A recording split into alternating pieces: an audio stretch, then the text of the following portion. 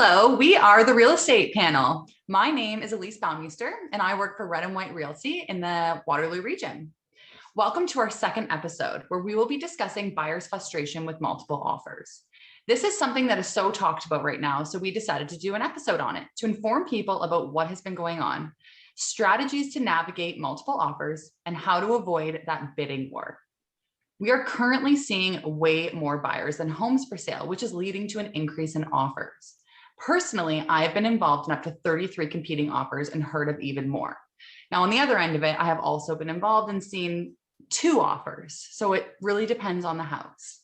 There's a fine line in completing an offer for your client.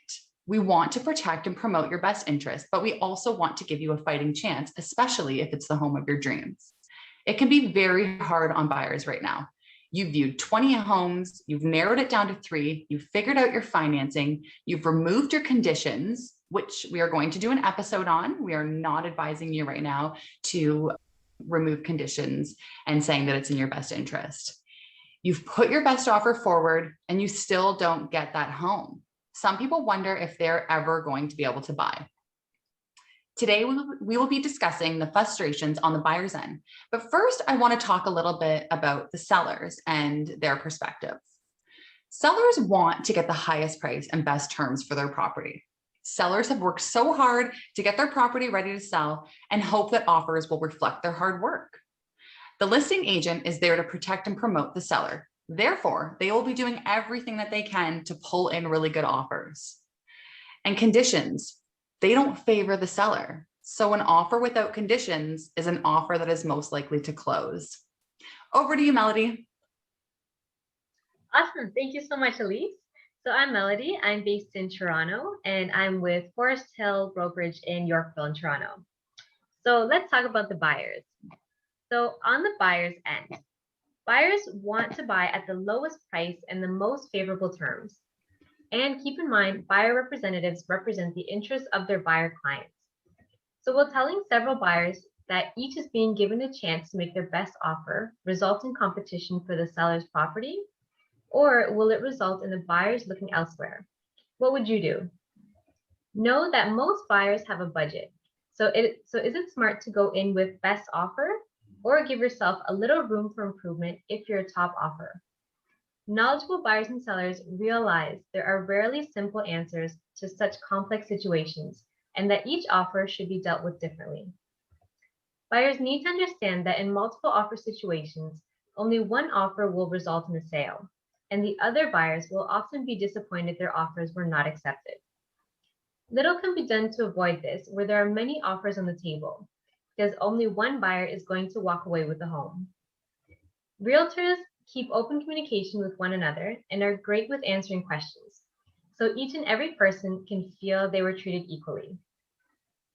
This is one of the reasons why you as a buyer should work with a real estate professional. Especially with this current market, it really isn't the time to be trying to figure things out on your own. Lastly, know that the Code of Ethics obligates realtors to be honest with all parties, to present offers in a timely manner, and to cooperate with other sales representatives, including sharing relevant information. Over to you, Devor. Thanks, Melody. Hello, folks. Here are some strategies to help you navigate multiple offers in your search for that perfect home. Number 1, get pre-approved and know your budget. It goes without saying how important it is to know exactly what you can and cannot afford. So your first step, before you even start seriously considering purchasing a home, is with a mortgage broker. Having your finances in order before you embark on this journey is absolutely crucial. And if you have already engaged a realtor, ask them to recommend a mortgage broker to you. The nature of real estate business is that of communication cooperation with other professionals, many of which are real estate lawyers, home inspectors, municipal officials, as well as mortgage brokers. It is an absolute certainty that your realtor will have a long list of mortgage brokers that they personally can recommend to you. Even if you have your own and you're quite happy with them, having more than one opinion on the state of your finances is simply a sound practice, especially prior to entering in a big financial commitment, and purchasing a home is arguably one of the biggest for most of us. This brings us to number 2. Know what the home you desire is really worth. This is where working with a realtor comes in handy. Competent realtor is well informed, and by extension, you as the client get the benefit of that information. A realtor can pull recent sales in the area and compare the lists and selling prices of the property to that of the subject property, the home you desire, giving you a better idea of the home's actual worth, i.e. its expected selling price. And finally, number 3, conditions.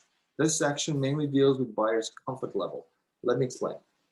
In the current seller's market, having fewer conditions when making an offer on a home could increase the chance of winning the bid, but consequently, it will also increase the risk exposure.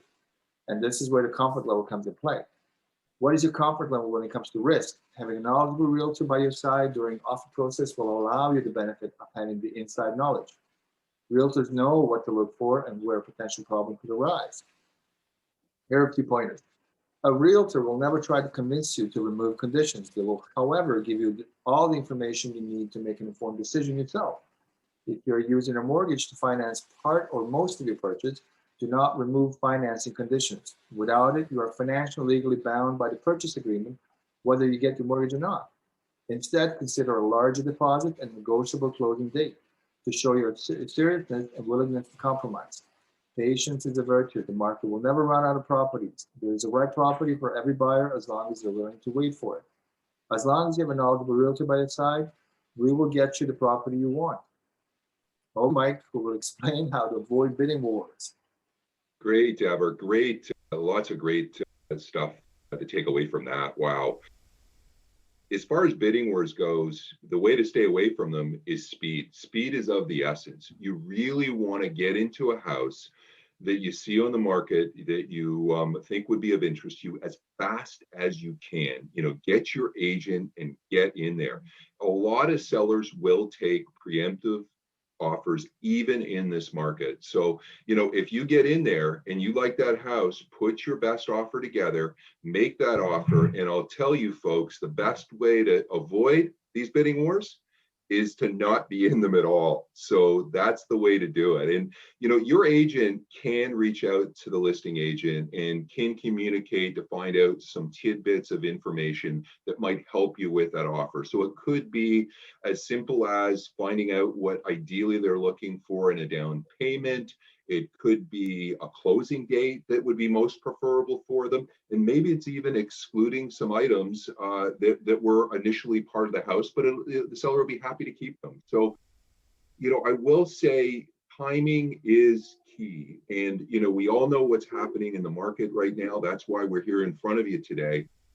But if you can wait, the spring and summer months are where it heats up and it's really hot right now. So if you have an opportunity to maybe hold off until fall or winter, typically the market does slow down and it will allow you to potentially avoid some of these bidding wars that we're seeing. But if you have to purchase now, there are transactions that are closing every day. So you just got to work with your agent and they can get the right deal for you. And as far as your agent goes, I agree with what the panel said today. It's about picking the right professional.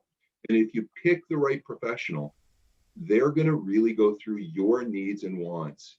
And then they're going to go ahead and send you some listings that are just listed, newly listed, that you can take a look at them and react ideally quicker than the marketplace is. That's absolutely key. I was going to leave one point with you today that really resonates with you, because it certainly resonates with all of us, and that is to be smart. And it's always make sure that you know when to walk away. And I know that sounds easier said than it is done, because you get emotional and you get excited about this house. We all get that.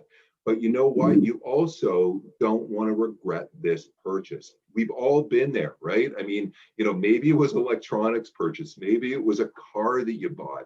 I don't want, and my panel members here don't want you to buy a house that you feel that you've got buyer's remorse on. So be smart, know when to walk away. And don't let this market scare you. That's what we're here for. Rely on your agent. Your agent always will have your best interest at heart. So we hope, folks, that we helped you today. There was a lot of great stuff that was in here. We always appreciate your feedback. So we'd love to hear from you on what you took away from this, or maybe you're giving us some tips on what you want to hear more about. So we do have a planned episode for next week. We're going to be covering how to get your house ready to list. So with that, folks, we'll catch you next week. All right.